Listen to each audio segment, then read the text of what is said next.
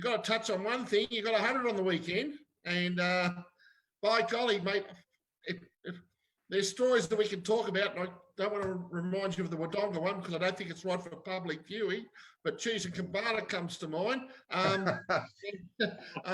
But mate, no, tell actually, we will go to that. No, Buggy, we will go to that because I was.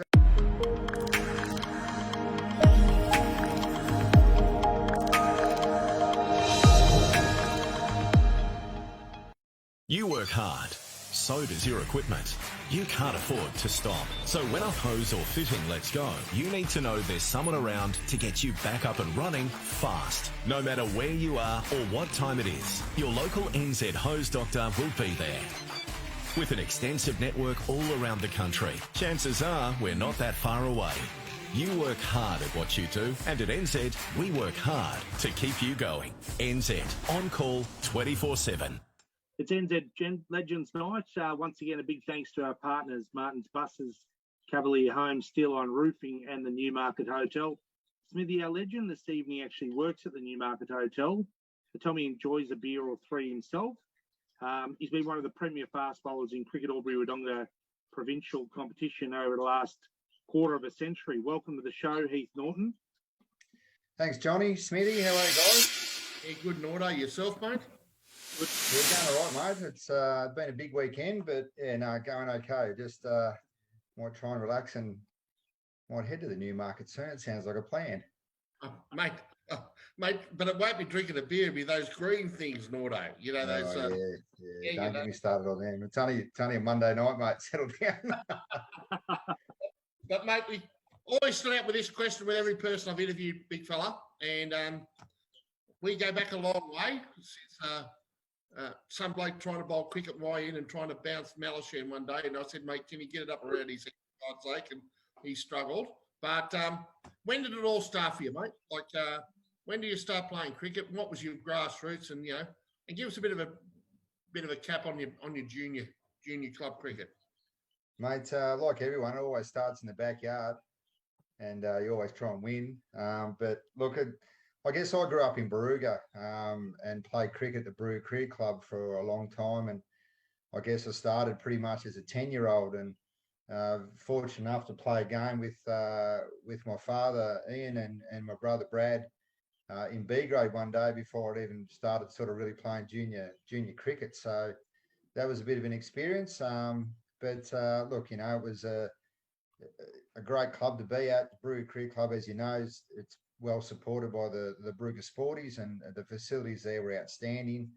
And I guess I finished up getting an apprenticeship there as a greenkeeper on the grounds, and that's where I learnt my trade to do turf wickets and whatnot. And yeah, it sort of grew from there. But yeah, enjoyed my time there, and a great place to be. Mum and Dad are still down that way, and I guess you know, playing for Barooga Cricket Club and opening the bowling for them, and at such a young age, and you know, you represent Murray Valley in Melbourne Country Week and other things. And yeah, it's just sort of, it was one of those things you did as a country kid. You played cricket in the summer, you played footy for Barooga in the winter. And yeah, it was a great time and very fortunate. You look back now and you're pretty lucky with the way you were brought up. And yeah, thank God you had parents that could take you here, there and everywhere. And yeah, without mum and dad and the support, I guess you couldn't sort of, you know, do what you wanted to do every Saturday. Yeah, right. So what brought you to Albury? Like when was the transition from coming from Barooga to come to Albury? What brought you down here? Yeah, look, probably in 97, I moved down here. It was a coincidence. I was, you know, finishing my apprenticeship at the Barooga Sporties, and opportunity came. Michael Buchanan from the Albury Tigers actually was down there doing some work, and we got talking, and I actually, being part of a greenkeeper, you came to Wodonga TAFE once a week for 12 months of the year. So once a month you were here, and it was just a great place. And we sort of agreed to sort of pack up and head to Albury and try my luck at a bit of footy and different sort of cricket. And yeah, so where I finished up working at White and Hire, Chris White, and I obviously thank him a lot for what happened. But going to the Albury Tigers, back then, New City Cricket Club were at the Albury Sports Ground playing cricket. So being a young fella from Barooga, it was like, okay, you play cricket for Barooga, you play footy for Barooga, you play footy for Albury. Let's play cricket there. So I pretty much was set to play at New City Cricket Club at the Albury Tigers until my employment come along, Chris White, who happened to be the president of the St. Pat's Cricket Club. So that was never going to happen, mate. I'll give you a tip. So those that know White, he looked at me with those big beady eyes and did the old, yeah, no, it's not happening, mate. If you come and work with me, you come and play with us. And yeah, I didn't really know the place. I knew a couple of guys. I knew Troy Arundachicus and played a little bit of junior cricket against him, and obviously Steve Wrights, and very fortunate to play with Robbie Jackson as a young bloke, and I've known him for a long time. And yeah, sort of got to Xavier, the old Xavier one, and I thought, oh God, I've come from Baruga and everything's like carpet, and I've walked out here. I'm like, are you sure this is our ground? What is going on here? So, but yeah, it's an eye opener, and I guess and you take a lot of things for granted in your life, and that was one thing. You sort of rocked up at Baruga every week and everything was done for you. And now you sort of rock up at Xavier and it's everything, you need to earn everything and everything's paid for, So, but yeah, it was a bit of an eye opener when I first got here. But yeah, started playing cricket at St. Pat's Cricket Club and yeah, still going. Naughto, can you remember your first game? They told me it was against East Albury at Urana Road Oval. And you got, speaking of legends, you got a pretty handy scalp in your first game, and the boys at Paddy's thought they might have something special on their hands. Yeah, it was actually against Lavington at Xavier, my first game. So I played against, your Sansons, Paul Mongan, Steve Wright. That was when the late, great Dave Wright was alive, and he was just huge in cricket in this area and huge for Riverina. And, yeah, we played there and then, might have got a couple of wickets, but the cricket was really good and the standard was great. And it was almost like, right, who is this bloke? We don't really care. We're just going to slap him over the mid-on boundary for 6. And I'm like, geez, I've got a bit of work to do here. But it was great cricket, and yeah, it wasn't too far away. And we did play that East Albury game, and yeah, we got a few wickets. But yeah, I guess the first year was just finding our way a little bit. So yeah, it was good. Yeah, I probably should mention there that scalp was, of course, Martin Garoni, who you'd probably go on to have plenty of great clashes against him. Yeah, well, it did. He was a legend. There's no question about that. And he used to have the big bubble pads. He had this big bubble on the front of his pads, and you always thought, geez, if you could hit them, that'd be all right. But no, look, Marty was a great bat, big left-handed, strong, burly sort of player, and always remember coming here, and it was like a 5-prong attack with a spinner, and there was genuine 7 bats in every team. And I don't think we've got that these days, and that probably hurts cricket a little bit in this area. But, I always remember talking to Dean Carroll, who you had on recently, and, talking to him about how hard it was going to Bunton Park. And you'd line up against the strong North Albury, and they were absolute champions, and the guys there still are.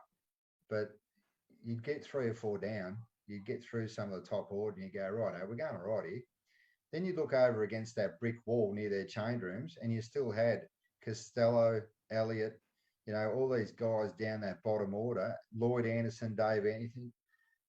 We've still got a heap of wickets to take here. And that's what the big problem is, I think, at the moment, is the depth in all grades just isn't there. But back then it sort of was. And we're playing a longer format, and these guys were just tuned and they were ready to go. So touching on those blokes you played against, Naughto, when you first turned up, like who was in your St. Pat's side, when you first, tried to bowl quick, laugh out loud, and and who are the blokes you were trying to who are the blokes you were playing against? Look, I think Craig Allabon was our captain. Drosco Christo was there as a coach. We obviously had Kane Arundachicus, Troy Arundachicus, Dean Carroll, but it was your Peter Duck. It was their absolute champion. And Jack Duck, these guys. And I tried to sort of get myself into a position where you could find out a little bit of history about the place. And one thing I did realise when I come here in 97 and 98, where we weren't great at winning games of cricket, but we were super good off field. And I mean that nicely, but we, which is hard to do in sporting teams at the moment. Like we were so good at being together after the game, yet on field we just needed a bit of work. And I guess that's when Mick O'Donnell come along and started coaching our cricket club and really gave us that edge. they made us work hard, and you always knew as a bowler, you turn around back to your marker. He'd be probably sound asleep down at the end of the ground there in his white Commodore on his deck chair reading his race guide, but you always knew that he was going to be on your back all game and all week to perform. And he probably changed the way that we went about things. But yeah, as far as players go, like Neil Clean from over in England, he come over to play at Tlangata. I mean, how good is Steve Wood, Andrew Lade, Rod Barton, Ben Stewart? Those guys are probably my toughest opponents and probably the guys that I really, really look up to. But yeah, they were just all champions of the game, and it was it was really hot cricket every match you played. Big part of the St. Paddy's Naughto was 2010-11. I happened to officiate that particular day. I was the small fella from one end with a bloke called Wayne Allen. Mate, would you like to relive that day and tell us what that grand final meant to you and the culmination of where it got to the club? Yeah, look, I think, that day was pretty special. We had all three teams in the grand final that weekend, and we finished up fortunately enough to win all three grades. The triple premiership was done. But it was just an amazing thing for the club, but also to host a first grade grand final. We used to host games and back then, and we got the ground in the condition, the wicket in the condition where we could host grand finals, which was outstanding, and the club certainly benefited from that. But it was against Lavington, first grade, a bit of an arch rival, but the game was always played tough and in good spirit. The Klein Boone Skates, Tonkin, Ball, Steve, these guys were just outstanding cricketers. And, they were always at you and always into you, and, vice versa. We'd give it back to them. But after the game, it was always, good mates and away we go. And, as I said, those guys, Tonkin and Ball, he gave me the nickname, the Dome. But I guess on the first day, it was all about James Tonkin, his big century he made it really tough for us. And he hit balls to all parts of the ground, and he was outstanding. And he was always, batting at 3 or 4 and thereabouts, and it didn't matter what we did. He was really good. But I remember going to Scott's school because Lavington played at Scott's that year, and stepped out the boundary line because Trent Ball used to open the bat, and he was so dangerous that he had a lot of runs, and stepped out the ground. From the wicket to the boundary, and it was about 10 metres short of where Xavier was, because every time he flicked it off his pads, he got 6. So I thought, if I can put a player there, we might get him. So young Braden Ansell was the man, so probably the safest hands at our club, and just an awesome talent. So I stuck him out there at forward square leg, and Wayne Hawking was coming in the bowler and trying to move Pup into exactly where I wanted him. And I finished up, I reckon I got it about 10 metres wrong. He had to run to his left, and took the beautiful catch. Lavington won for none in the grand final with the big danger man Ball out. So that was a bit of a plan that came together, and that it doesn't happen all the time, but it was certainly one that I'll claim. But Trent just sort of put his head down, looked at me, and as if to say, "Well, hang on, that should have went for 6." And we're like, "Well, yeah, you're not playing at Scott School now, buddy." As I ran past him, but anyway, he gave me a little tap on the backside with his cricket bat, and it was all in good fun. But yeah, James batted really well. And the next day we got there and we warmed up, and we thought, right, if we can just face our overs, if we can get to that 80th over, a bit after 6 o'clock on that Sunday night, we'll be thereabouts. And yeah, Luke Restall just showed exactly why we tried to get him to the club, and we finished up. We got him. He paid us in spades, and what a champion innings and a champion bloke to go with it. And he's got a great young family, and it's great to have his young family back playing in our junior format at our club, because he's one bloke that really stamped his approval on that grand final. Yeah, I can remember actually officiating, as I said to you, we had Chino Boonsgate opening the bowling for him that particular day. And when Luke got in there, they bowled a heap of dry lines, and Luke was just summing it up. He let more balls go in the first 10 overs than what you've ever seen. But after 4 o'clock, after the tea break, and as you rightly said, it gets really quick going down to that bottom hill there, mate, towards the clubhouse there. Luke just lined them up and had a fantastic, and it was a great innings. Like, you don't often see 2 lots of hundreds in a grand final, do you? No, you don't. And Xavier was that sort of ground where you had to value for shots. And as a bowler, if you got it wrong, you get hit for 4. It's pretty simple. But they just started getting a bit short on him. He started playing these pull shots and they just kept going and kept going and kept going. And this is where I got in before about the 80 over games. So much can happen after that tea break and into that afternoon. And it just showed that the cream rose to the top that day. And as it does in all games, in all grand finals over the years, there's been some spectacular stories. But to see Luke Restle start to bang balls into the car park and put it on the hill and just really drive through the V. He had all the shots, all the talent. Huge, to have his dad involved, in that innings. He was there, and obviously his stepdad as well, that just helped him over the years. But I'll tell you what, you'll go a long way to see a better innings in a grand final than that one. Yeah, absolutely, absolutely amazing.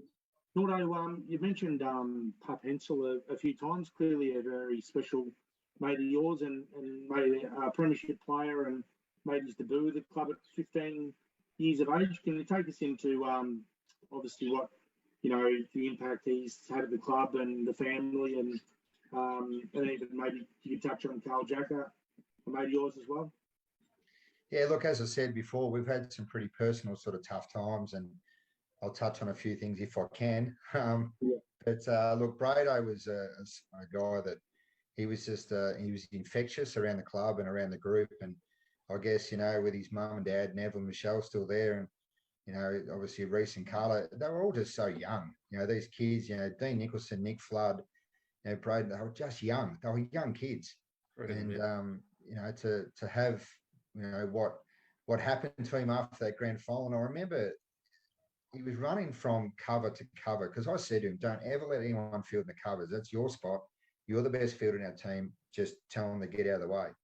And he kept rubbing his head. Every time he went through the wicket, he was rubbing around his neck, and he had issues, and he'd been to a chiropractor and physio that day. And he just, so we finished up. We won the grand final, celebrated hard. And, a couple of weeks later, he arrived around at home and said, he's got a few issues that he's going to go through, and it's going to be a pretty tough time. And, we said, right, we'll work through it. And we didn't really know what we're dealing with. And obviously his wonderful parents, they sort of wore the brunt of the whole thing. And he wouldn't have been able to go as long as he did without his mum, Michelle, and Neville, and the support of the family. But I guess our role at our cricket club was just be there for them, and just try and be a place where we could just be as normal as possible for him. So don't make a big deal of it when he comes home from chemo.